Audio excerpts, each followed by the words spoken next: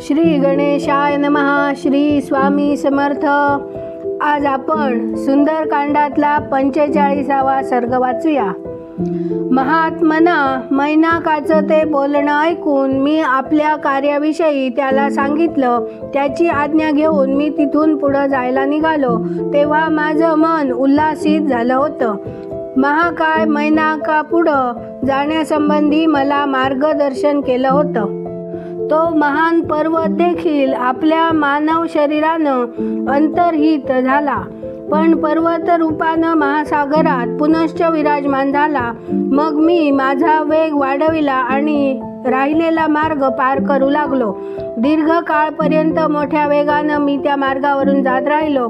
त्यानंतर समुद्र मध्यात मला नागमाता सुरसा देवीचं दर्शन झालं.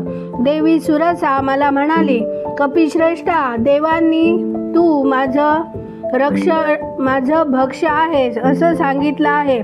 त्यामुळे आता मी तुला भक्षण करीन, कारण साऱ्या देवांनी आज तुलाच माझा आहार म्हणून नियत केलं आहे.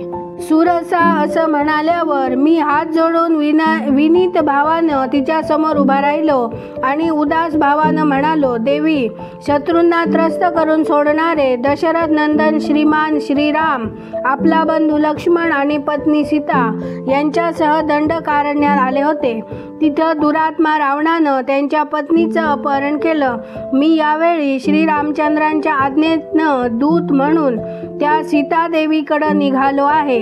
तूही श्रीरामांच्याच राज्यात राहतेस, म्हणून तूही त्यांना सहाय्य करावं. किंवा असं करू, मी मैथिली सीता आणि सहजपणानं महान कर्मे करणारे श्रीरामचंद्र यांचं दर्शन घेऊन तुझ्या मुखात परत येईन, हे मी तुला सत्यप्रतिज्ञेवर सांगतो. माझी तोपर्यंत वाट पहा. मी असं म्हटल्यावर इच्छेनुसार रूप धारण करणारी सुरसा म्हणाली, मला असा वर मिळाला आहे की आहार रूपानं माझ्याजवळ आलेला कुणीही प्राणी मला टाळून पुढे जाऊ शकत नाही. जेव्हा सुरसा असं म्हणाली तेव्हा माझं शरीर 10 योजन मोठं होतं, परंतु एकाच क्षणात मी त्याच्या 1.5 पटीने मोठा झालो.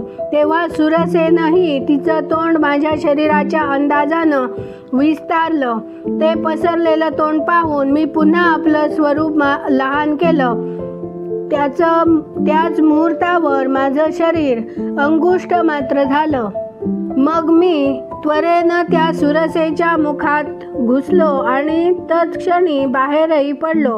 त्यावेळी सुरसादेवी आपल्या दिव्य रूपात स्थिर झाली आणि म्हणाली, सौम्या कपिश्रेष्ठा, आता तू तुझ्या कार्यसिद्धीसाठी सुखरूपपूर्वक यात्रा कर आणि विदेहनंदिनी सीतेची महात्मा रघुनाथांची भेट घडवून आण. महाबाहू वानरा, तू सुखी हो, तुझ्यावर मी प्रसन्न आहे. त्यावेळी सर्व प्राण्यांनी वा वा असं म्हणून माझी मनपूर्वक प्रशंसा केली.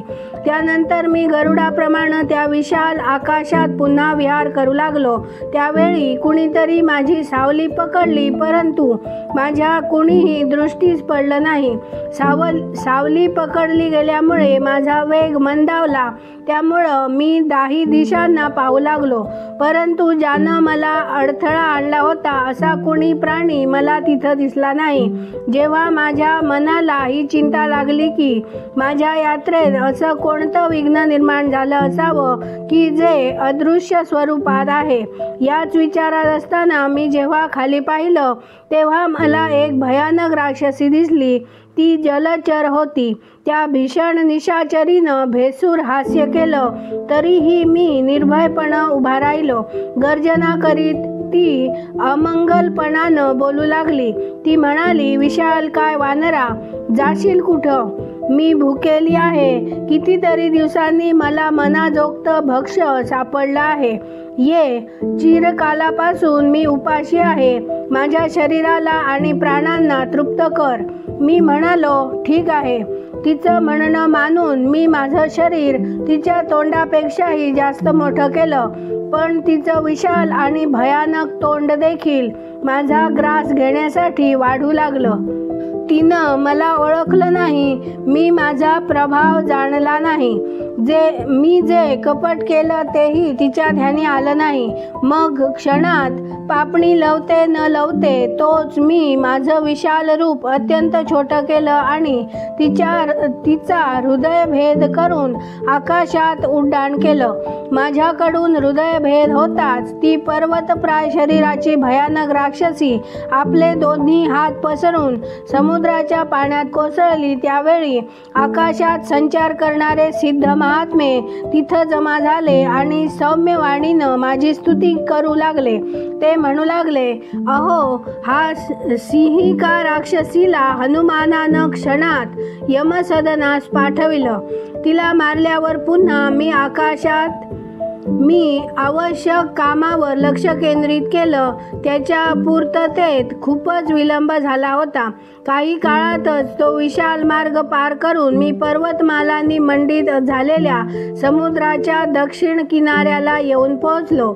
तिथे लंकापुरी वसली होती. सूर्यदेव अस्ताचलाला गेला होता. त्या सुमारास मी त्या लंकापुरीत प्रवेश केला.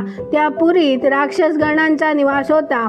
मात्र त्यावेळी ते भयानक पराक्रमी राक्षस माझ्याविषयी संपूर्णपणानं अज्ञानात होते.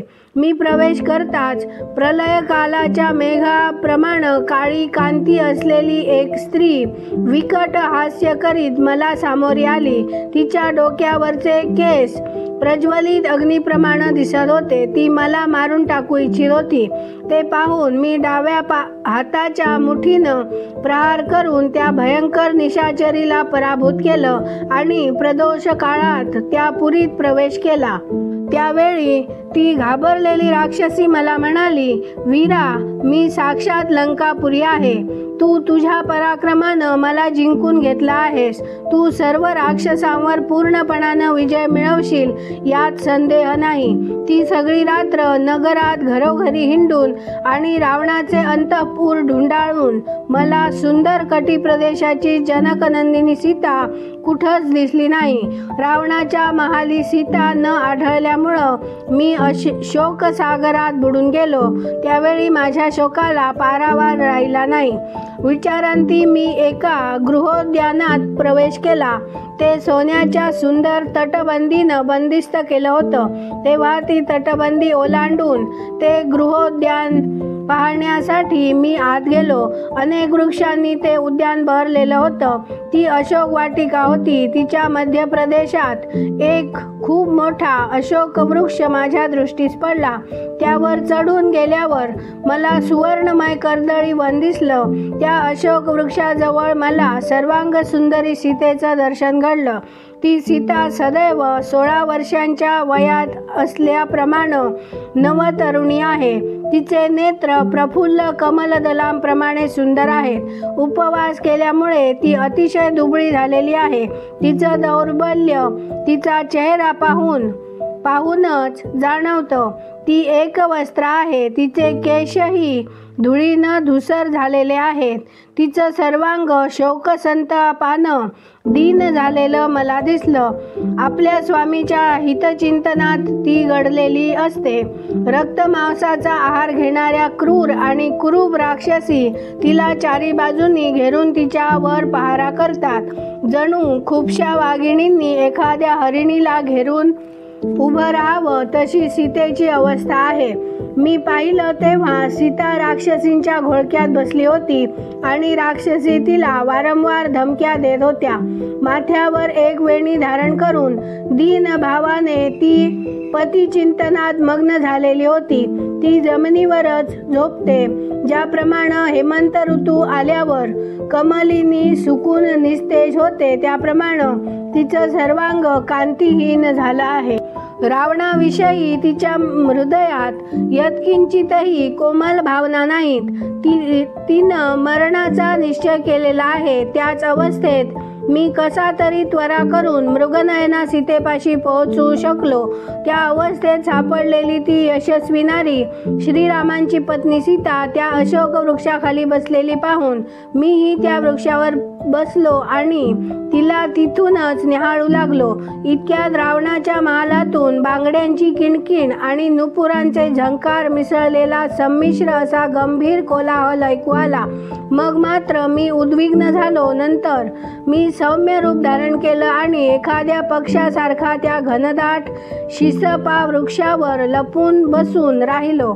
इतक्यात रावणाच्या स्त्रिया आणि स्वतः महाबली रावण हे सारे त्या ठिकाणी येऊन पोहोचले.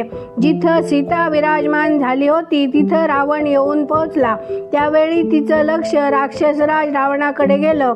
तत्क्षणी त्या सुंदर कटी प्रदेशाच्या सीतेनं आपल्या मांड्या आखडून घेतल्या आणि उन्नत स्तन दोन्ही हातांनी झाकून घेऊन ती संकोचून बसली.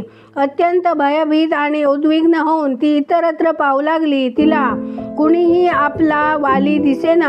भयानक कापणाऱ्या अत्यंत दुःखी अशा तपस्विनी सीतेसमोर जाऊन दशमुख रावण नतमस्तक होऊन तिच्या चरणावर पडला आणि म्हणाला, वैदेही, मी तुझा दास आहे. माझ्या विनंतीला रुकार दे. तरीही ती उपेक्षा करत आहे असं पाहून तो क्रुद्ध झाला आणि म्हणाला, गर्विष्ठ सीते, घमेंडखोरपणा सोडून तू माझं खरं तर अभिनंदन करायला हवंस. तसं केलं नाहीस तर आजपासून 2 महिन्यानंतर मी तुझ्या रक्ताचा घोट घेतल्याशिवाय राहणार नाही. इथे 45वा सर्ग पूर्ण झाला. उद्या आपण 46वा सर्ग वाचूया. व्हिडिओ आवडल्यास व्हिडिओला लाईक करा, शेअर करा, सबस्क्राईब करून बेल आयकॉन क्लिक करा. कमेंटमध्ये जय श्रीराम लिहा. धन्यवाद. जय जय श्रीराम.